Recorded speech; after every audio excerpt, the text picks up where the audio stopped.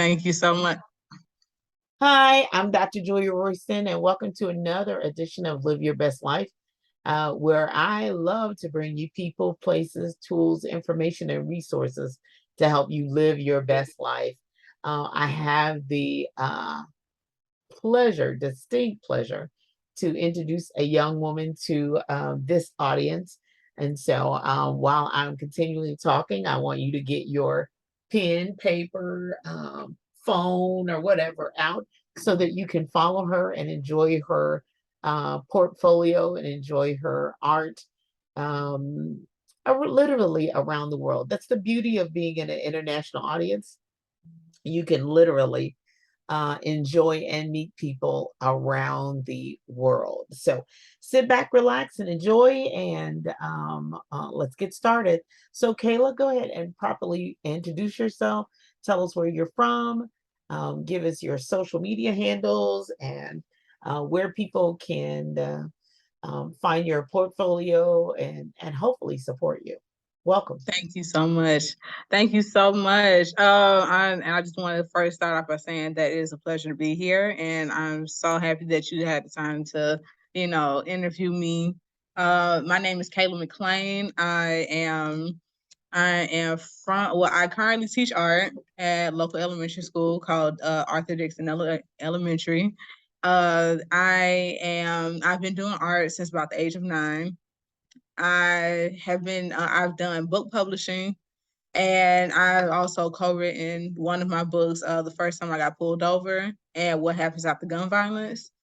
You can find my work at www.artbykayla.org, and my Instagram handle is _artbykayla. Awesome, awesome, awesome. So you all gonna go right underscore art by Kayla, and that's Kayla. And be sure and find her on Facebook and definitely Instagram. So I have to ask you, your bio says that you really started the art thing at about 9 years old, correct? Yes.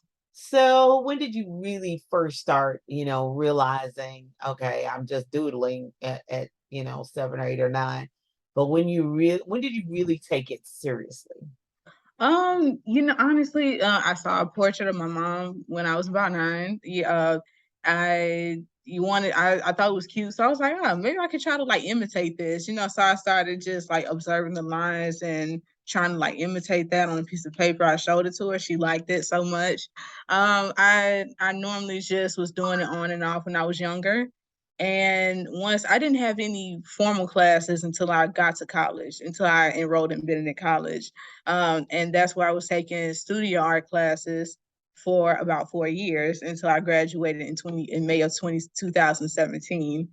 Um, Before then, I knew that I had a good eye for details. I had a great sense of details and whatnot. And the more I did it, the more I got better. And I think I had someone, I'm not sure, tell me, just keep going, keep doing it and whatnot. Or I think it was one of my friend's dads. He was telling me, when you find something you love, you stick to it.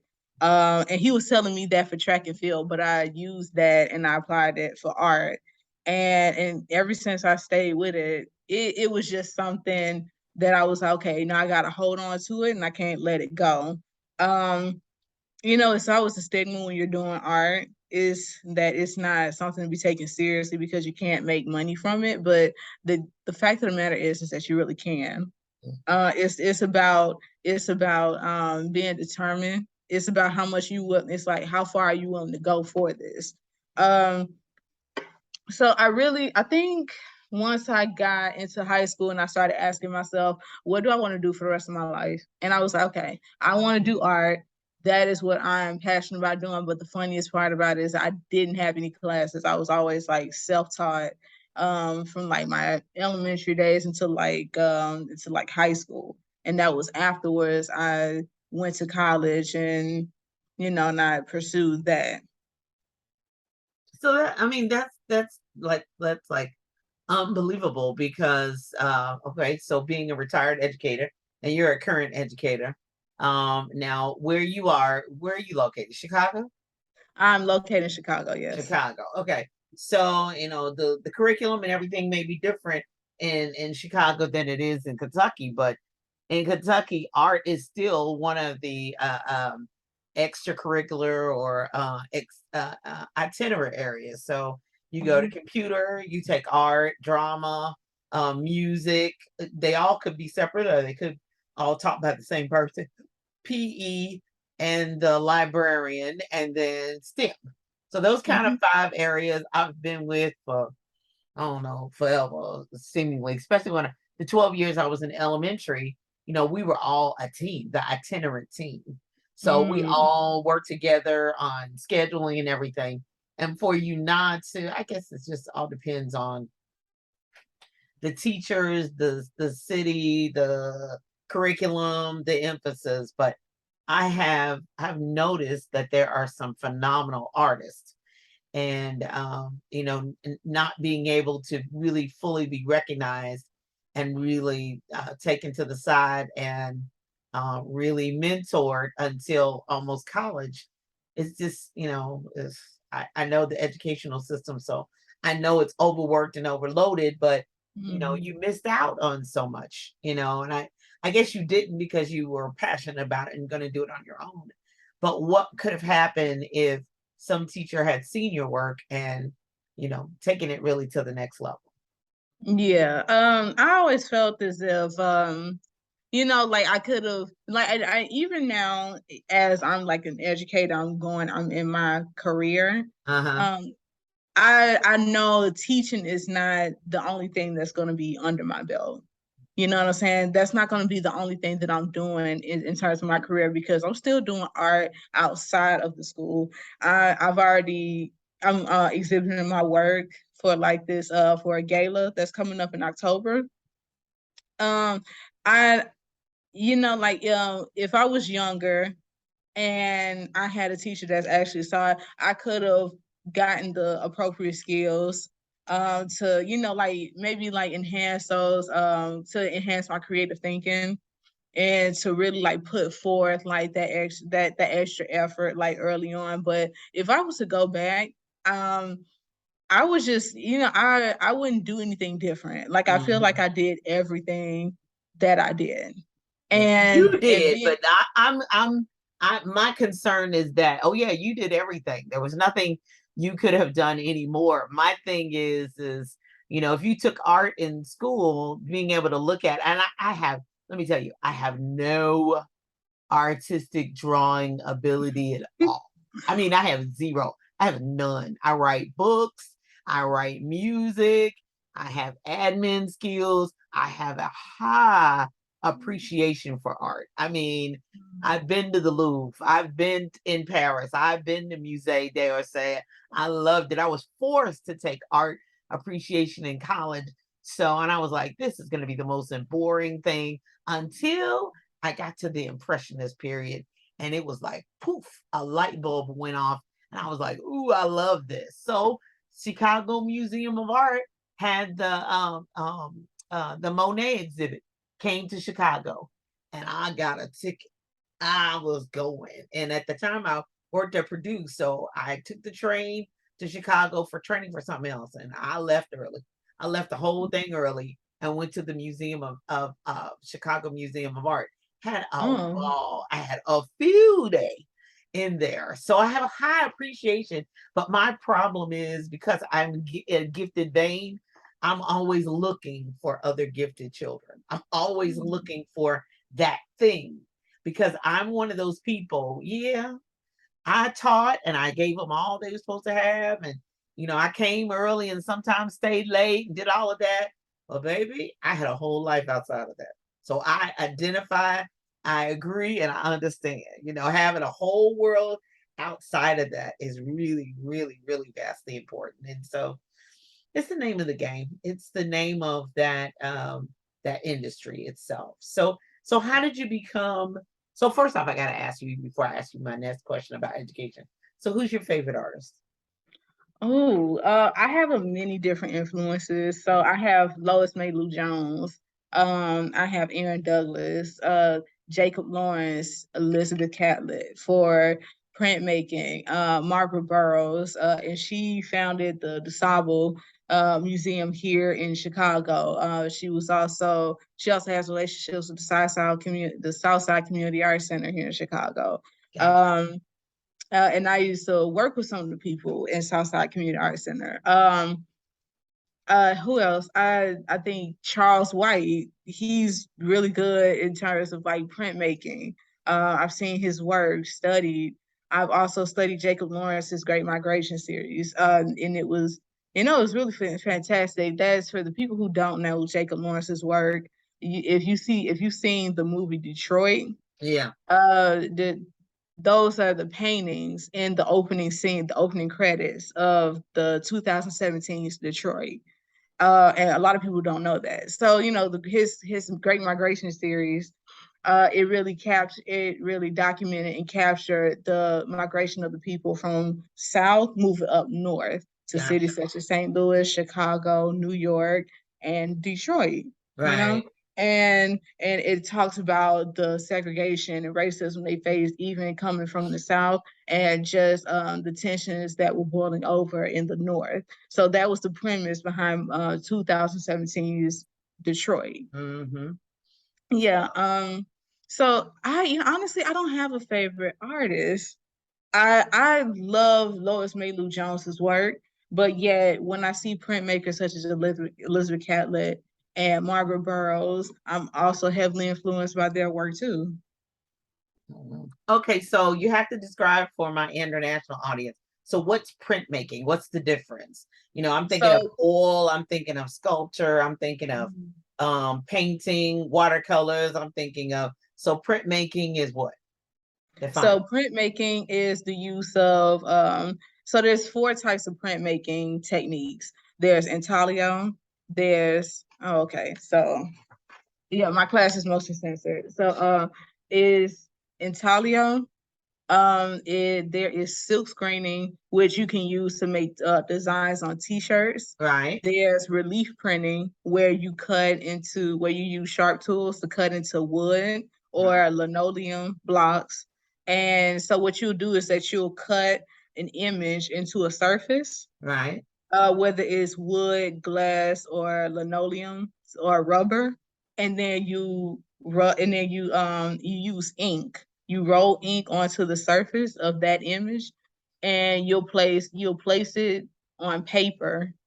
And then once you place it on paper, you roll it through a printing press, and then you lift up the paper, and it has an image. Oh, okay. Okay. Oh, Yes. okay. So Oh it's yeah. still art. Yeah, so it's still art.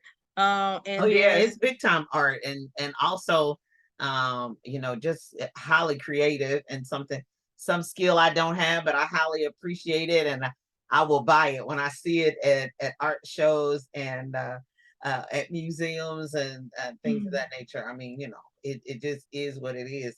And I love it. And that's a tedious process. And as you can tell, Miss Kayla yes. McClain knows her stuff. If you ask me about books, I could probably rattle off some things about that. But printmaking, I'm like, well, help me because I sure don't know what that means. Oh my goodness. It's the craziest thing. Like I did my whole undergraduate thesis and art show because I had to do a thesis and an art show. And I did the whole thing on printmaking because Wow. the faculty was like, we love your prints, you should do printmaking. And I was like, okay, fine, I'll do that. 25 pieces of art all on printmaking, and it was such a tedious process. I wasted so much money in paper because some of the techniques that I had to do, I didn't have it down. I did some things, I didn't do some of the right things, so I did end up wasting a lot of money. When I came to the Art Institute, because I graduated from the School of the Art Institute of Chicago, Okay. um, I did print media, which is still printmaking, but I did print media. And when I was taught under one of my professors, Ollie Watt, he he showed me like the proper technique to do it, like how to make sure that your image is aligned on the paper so that it doesn't smudge under the printing press. He made sure to like learn how like to teach me how to like register my image. Once I got all of those techniques down and I applied for the advanced print media class, I got in. Right, right. Well, Yeah, you don't and know until you don't know, you know? yeah, Yeah, yeah, so it was all about putting that time in and then also making sure that, I make sure I listen to, because there are a lot of times where, I thought I knew something, but until I got the correct information, I was like, wow, if only I known that sooner, yeah. and I'm still learning. So that's what it's all about. That's right. You better believe it. I don't think any of us know it fully to say, oh, I'm good. I'm good. We're going to take a break right here. We're going to be back with more. And we're back with Miss Kayla McClain, an educator, an artist, an influencer, and being the creative process is something that I've always definitely always enjoyed. But and seeing it in other mediums is really, really important to me. So my first question is, when you took your media class, was that just in with printmaking? Were you using the computer at all, or was it just strictly the ink and the on the paper? So, it's funny, when I was doing print media, we had computers, but we didn't use computers to manipulate the image. But I do have experience scanning the image. Well, I do have experience like using graphic arts along with printmaking to make like a design like via Illustrator or Hmm. via Photoshop, and even using that in InDesign. Yeah. So I do have experience using those applications with printmaking, but just not when I was in grad school. Right, right. Well, that's a beautiful thing, and sounds like the such a tedious process. And so hopefully, it'll be a very rewarding and very profitable for you, definitely in the future, because there are people out there such as myself who highly respect and honor tedious work, especially stuff I don't do and definitely cannot do. So, what made you become a educator? Did somebody Um, else influence you, or how did that work? when I decided to become an educator, it's funny, I did not want to be a teacher when I was younger. I was like, oh my God, no. Like, no, like I see the way I see the way these students act in my school. No, I'm not doing it. Um, I even remember how I acted when I was younger, and I was just like, ooh, like if I had to do with another kid that acted like me, no, thank you. But I think it was more so importantly about offering or giving students back what I wish I would have had when I was younger. Mm, Because, like I said, it's not that I didn't want to take art classes when I was a kid. Is I didn't have the opportunity to. There wasn't any art programs where I was. There wasn't any after school art clubs at the school where I went to school at, or any of the elementary school, middle schools, or high schools. I would just doodle on my own free time, and like I would do it. Sometimes I'd be late for my following my next class because I would be in my previous class, spend so much time drawing. yeah. Um, and like some of the teachers would get frustrated at that. I would draw like in the middle of class, and I would have teachers like take my paper and ball it up, or Oh, like wow. Yeah. yeah. So it's like, but you know, that was a Georgia education system. Yeah, not Chicago. Not in Chicago. Yeah. Yeah. But essentially it's just about me providing to the students something that I wish I would have had when I was growing up. I want to be able to influence the students and teach them, that art is more important than what society has made it out to be. Yeah. Yeah. And if I can do that, even with just one student, I think I'll be satisfied. Yeah. And I think that's really the key. I mean, even when I was in the library, I had a student. He used to draw constantly, and I would find drawing books for him to imitate and emulate and make sure that he had it. And after he left my elementary school, I asked his mother about it being in high school. And she said, no, he doesn't draw nearly as much. And I was like, are you kidding me? Are you serious? He's a Yeah. natural. I mean, that gave him peace. That gave him an outlet. That was therapy for him. And I was kind of mad at the mama. I'm gonna be honest with you. Yeah, like and that's another thing. Like it's like at home. Like, are you encouraging your child to take up some of these pastimes? Like, because you never know where it could lead them. Yeah. Yeah. Like with I think with Kanye, like I think he was doing beats and stuff when he was younger too, and he stuck with it. Yeah. So I'm not comparing myself to Kanye West, but I'm just saying like In it's your like what vein, in your lane. Yeah. In your vein and yeah, in it's your like lane. Yeah. exactly. And it's Yeah. like, what kind of support system do you have at home? Like, for the longest, I honestly felt like I was alone because my family didn't really encourage me to stick with this. Like, Yeah. they really didn't take it serious. Like, okay, you could be doing something else. Like, you're really intelligent. Why are you doing art? Like, Right. it's almost as if they thought that I was just settling for this one thing. And it's like, no, this is something I'm choosing to do. This is not Yeah. something that I have to do. You Yeah. know what I'm saying? Like, I wanted to do art when I was younger, now have the chance to do it, and there's opportunity for me to make a living. I could make a living at it, but like there's a stigma behind it. The whole starving artist Yes. stigma. Oh, most definitely. Yeah, and it's like you have to be driven. Yeah. You have to be driven to do it. And even when I was at the School of the Art Institute, that brought out a lot of my creativity. I ended up taking a publishing class, and that's how I published my two children's books. Right. Right. Right. Right. And hopefully I get it with a publishing house, and I'm able to like really have them market the book more, because I definitely do see potential with it. Yeah. Well, do you do any art? Okay, so let's talk about your books because that's my thing. Especially children's books because I think that is so important for especially African American children to really see themselves because we haven't Yeah. so long. I mean, it's been, when I was in school, it was probably 80% um white children were the main characters in children's books. And at that Yeah. time in the 70s, I didn't care. I was reading. So I just liked the story. I didn't really, probably in my own imagination, I was changing the ethnicity of the person, but not really thinking about it, not really important, putting an importance on it. But baby, Is today it's a totally different world.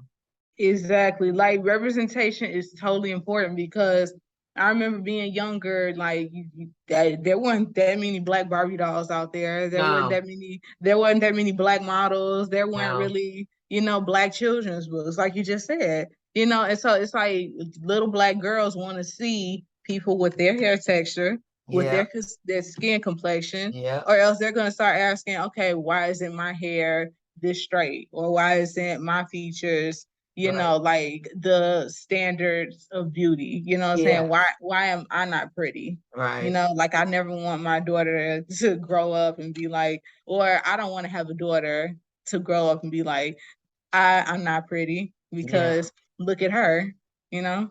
And I don't look And, like her, and and that is kind of my soapbox too, because even today 50% have Caucasian children as the main character, mm-hmm. 26% have the animals. Now animals are cute, I'm not going to take nothing away from the animal, they are cute, but you're talking about 15% for all other ethnicities. 15.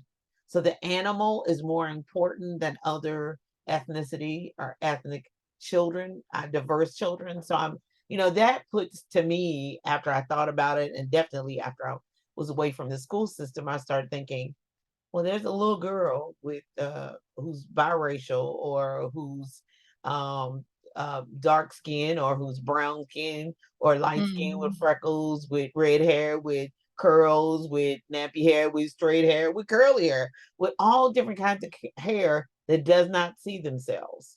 And Yes. so that makes you say, you wouldn't think it, but over time you think, well, I'm not important.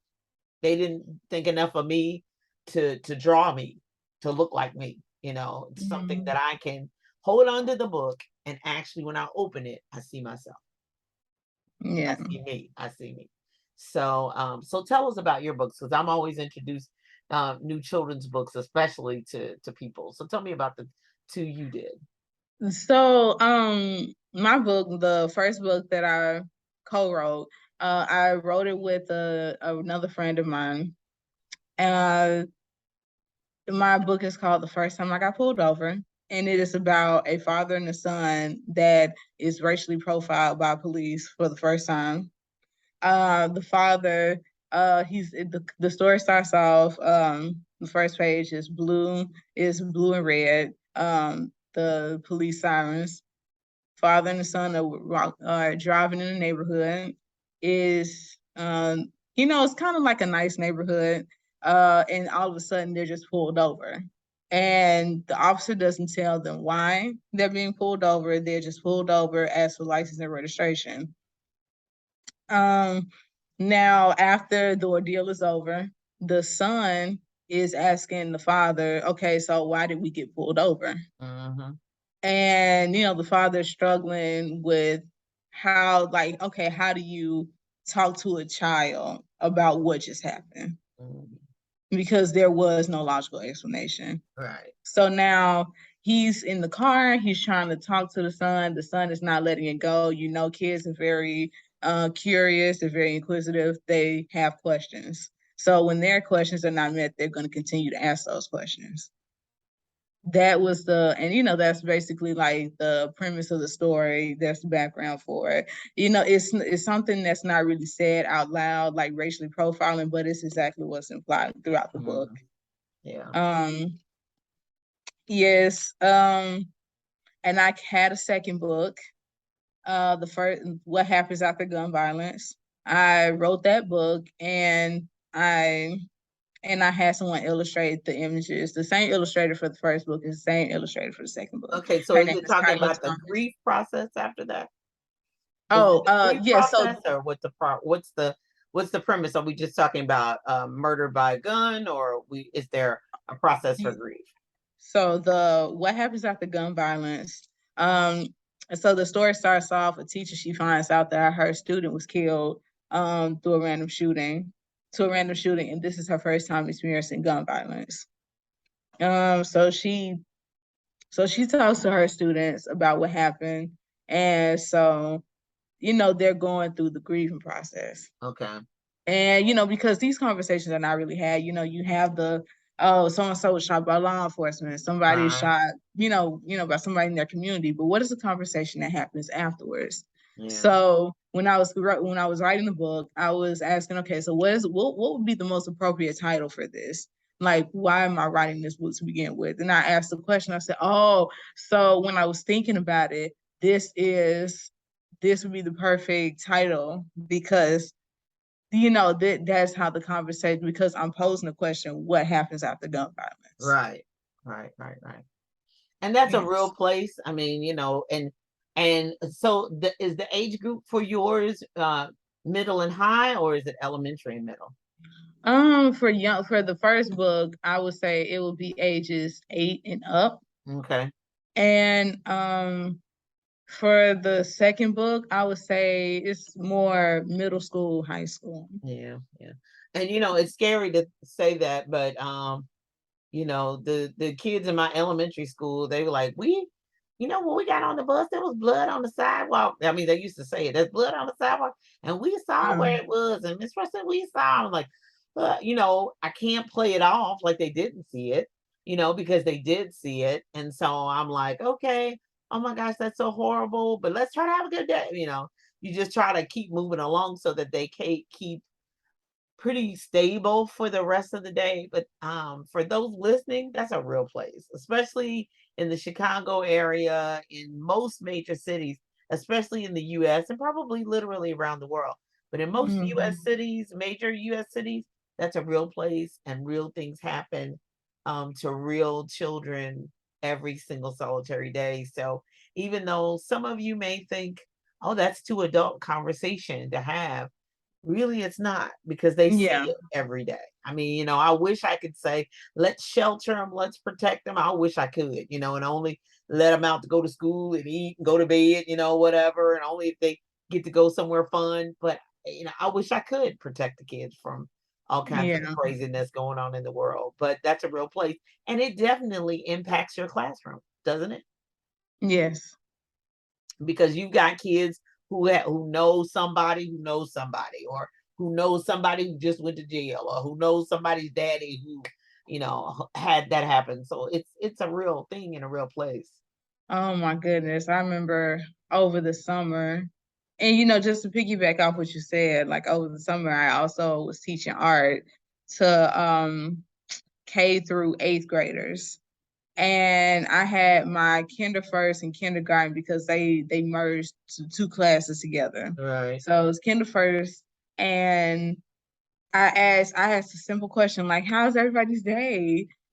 Oh my goodness, this little boy, he's normally he's normally like outgoing. He's a little rowdy sometimes, but he knows when to get it together. But Right. he was telling me my daddy got arrested and I don't know what he did. I was just like, yeah, it Mhm. happened last night. And I was like, Yeah. What do you say? What and do you say?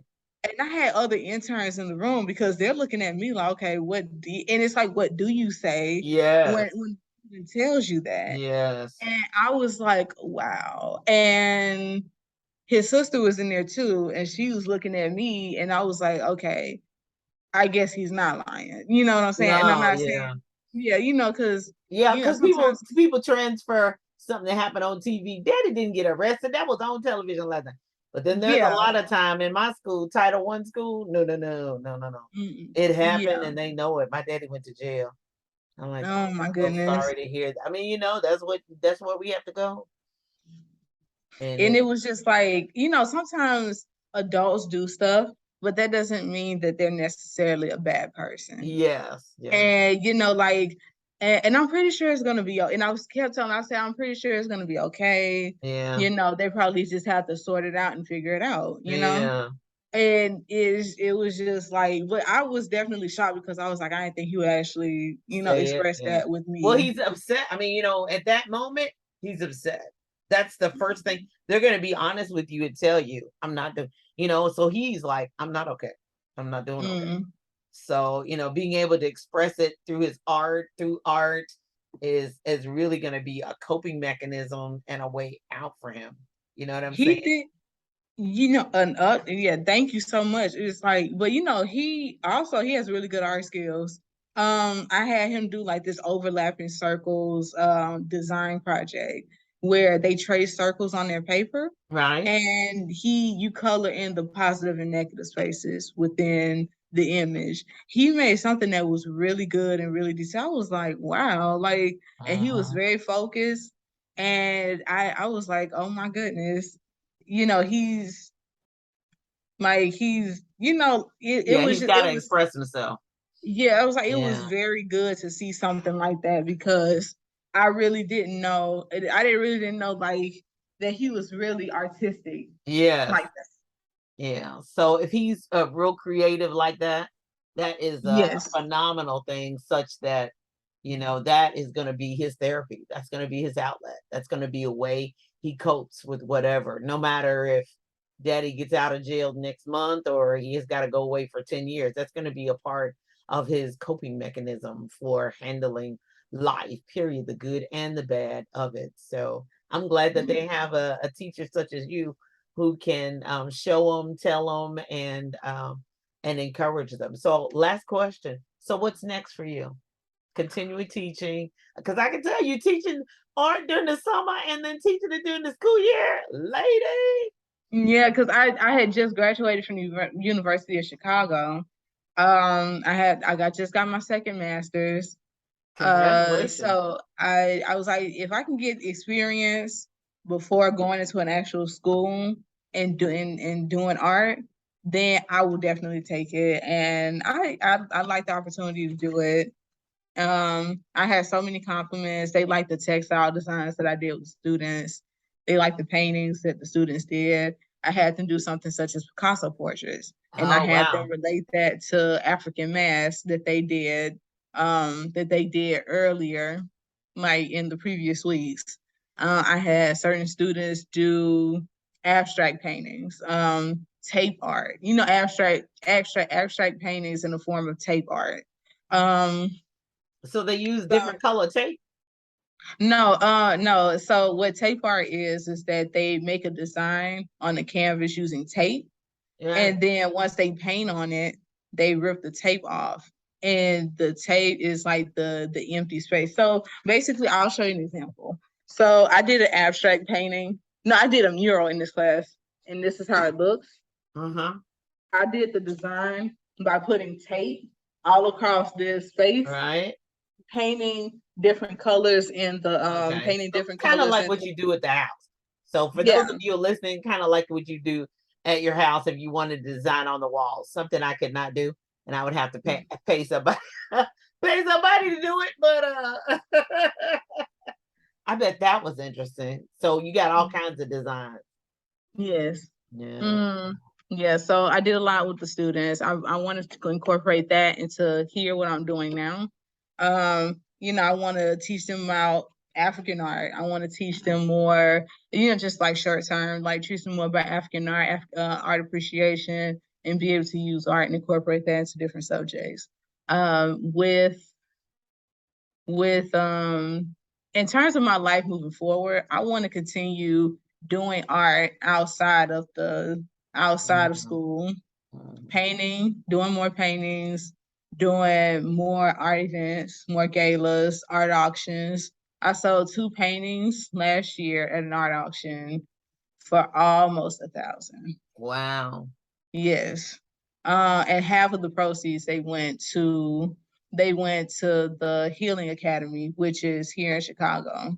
Um, I've been working with them. And so for this gala is with the Healing Academy. I'm working with them this year as well. I did a show, the Black Girl Art Show Uh-huh. here in Chicago, and they do like a kind of like a tour around major cities, and they set up for different exhibitions or different vendors.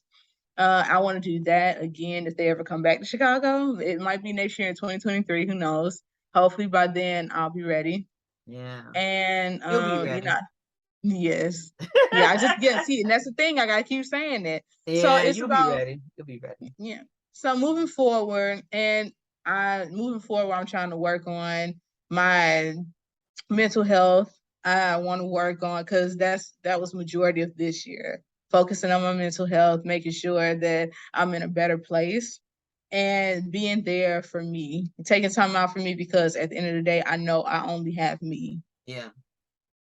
And working on that consistency. Yeah. So, especially being here with students, you have to be consistent with them with classroom Yes. management, Yeah. inside and outside the classroom. So that's going Mhm. to be my biggest factor, consistency, and with that would help me also avoid procrastination too. Yeah, yeah.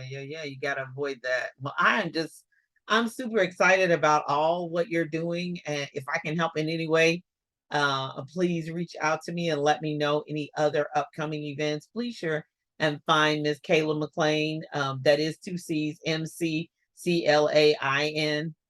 Find her on social media as well as underscore Kayla McClain on Yes. Instagram. Okay. So underscore art by Kayla. Art by Kayla. I'm sorry, I messed that up. Instagram underscore art by Kayla, Kayla. Be sure and find her art on Instagram. Seek to purchase it. Share it. If you can't purchase it, at least share it and let others know. I have to tell Kayla secretly I'm doing well, not secretly, it'd be publicly for everybody, but I'm doing kind of 2 books that I am dedicating to the creatives. So I've got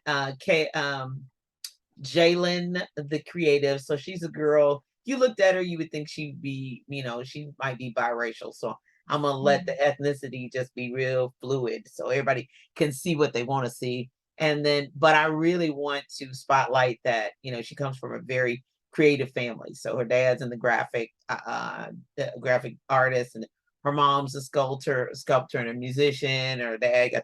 So, I'm putting all the creative arts together, and she's got friends who sing, and they're doing a big project for school where they're, mixing all of that creativity. Because, the athletes, they get a lot of press. They get a lot of play. Oh yeah, he can catch a ball, he can put one in the hoop, he's a three-pointer, he's the future, whatever. I said, but the artists, we don't get much plus. And then also I'm doing one that's kind of that's not focused on girl or boy, but it's focused on young people, period. Imagine, think, create. So it's going to be walking through writing, but it also have parts for the artist to sketch and all of that. So it's going to kind of be a workbook, activity book, and just a free for all. So that's what I'm working on. That's kind of my end of the year project. Those two things, I've been talking about it for a while, but I've been helping other people write their books. But I got to get those two things done because I really want the creatives to have a space. So maybe I'll send some up to your school and y'all can take a look at it and tell me what you think. How about that? Yes, thank you. So I wanted to know, would you be interested in taking a look at my books? Because I would love to have it with the publishing house. Sure. Oh, no problem at all. So I'll send you an email and let you know exactly where you can send just one copy of each, and I'll take a look at it. I'll be happy to. I really will. So you be Thank you blessed, so and thank much. you for all that you do and helping the children in Chicago and really children around the world and all that they do so that they can be the creatives and the artists, and then I can admire it and purchase it, and then we can move forward because I have none of that ability. Even if I took Um, an art class and paint by the numbers, maybe, but oh my no. goodness. So what it really is just just like practicing and whatnot. So when people say, I'm not a good artist, I only do stick figures, sometimes you have to understand everything is basically shapes. You're making things using shapes. Every object that you see in life will be made out of some shape. Well, maybe if I had used my art teacher instead of the teacher I had, maybe I would have a better understanding and it could use my stick people, but that's about all I got is stick people. But thank you so much for being my guest. I hope No maybe problem. one day I'll take an art class and I'll be better, but the stick people is all I got, and appreciation for other people's stuff is all I got. So you be blessed, Miss Kayla McClain. Thank you. Have a fantastic school year, and I look forward to us talking again soon. You be blessed. You too. Thank you so Uh-huh. much. No problem.